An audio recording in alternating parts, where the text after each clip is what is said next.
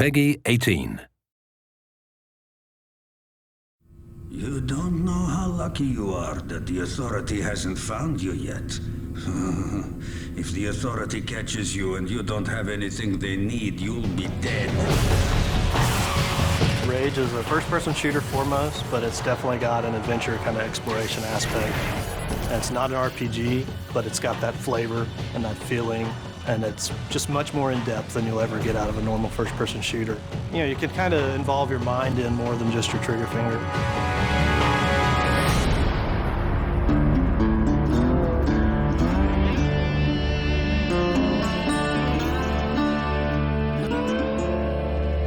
The bad guys in the world, you know, we have everything. There's some bandits around the corner. Do what you can. The bandits are considered to be more the violent settlers that aren't really economically inclined, but they have desires and needs. Each bandit clan has a unique fighting style. It's ever-changing. For instance, the Ghost Clan. Hey, over there! They're very acrobatic. They can attack you from above or below. The Wasted Clan, what they lack in combat skills, they definitely make up for in personality. The Shrouded Clan, they've designed these remote-control bomb cars that they use against you. We felt that with human-type opponents, if you add personality to the fighting skills and add personality to the characters, it really makes the world more refreshing. We're losing this! But if you fight that enemy for 12 hours, I don't care how cool he was in hour 1, it's not going to be so cool in hour 12. So it's about mixing it up for the player. Not reinventing the rules, but give them something a little different around every corner, so that's what we strive to do.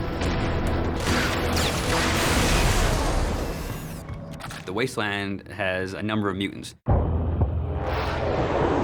So there's a bit of mystery to where the mutants came from.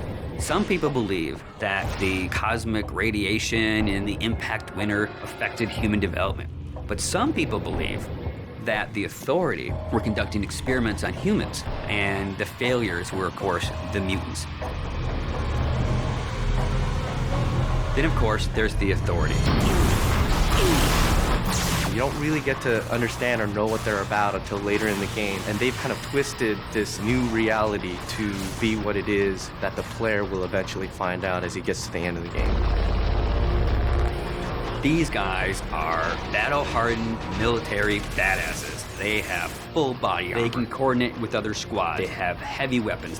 When you go from fighting mutants with sticks to bandits with pistols to facing off against the Authority, it's a different experience. These guys are tough, and they mean business.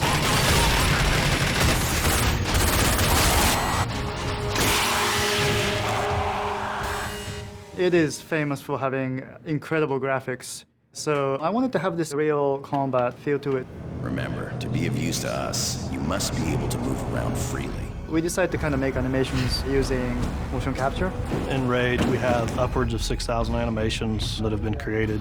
One type of character may have 300, 400, 500 animations that go with them. By applying those animations, the character is starting to look a lot more interesting. You also look interesting. When you're actually in combat with an AI, they have multiple layers themselves. When you shoot at the enemy, they'll actually react to the shot. So they'll freak out and they get into this scramble mode where he's running around trying to save his life and then dive into cover. And this is not really scripted, it's just based on what you've done to the enemy, which will change the AI state, and then they will play these different state of animations. And you can interact with them at the time they're doing that, so it's not like they're just stuck in that particular animation. You can shoot them and kill them, and everything happens as you would expect. And all these things work seamlessly together to really make our AI stand out and feel like they're part of the world in a way that you haven't seen in a first-person shooter before. Well, enough with all that. When a player's interacting in a combat scenario, the important thing to do is give them choices. And there should never be a dead point when they're only thinking, oh, I'm just holding the trigger down to kill these guys. Unpredictability and the element of surprise makes a great enemy. It's when you enter a room, you think you know the situation, and the AI does something that you don't expect. Because I don't want them thinking of it as AI. I want them to think, wow, that's the best combat experience I ever had. Show me what you can do, and get the hell out of here.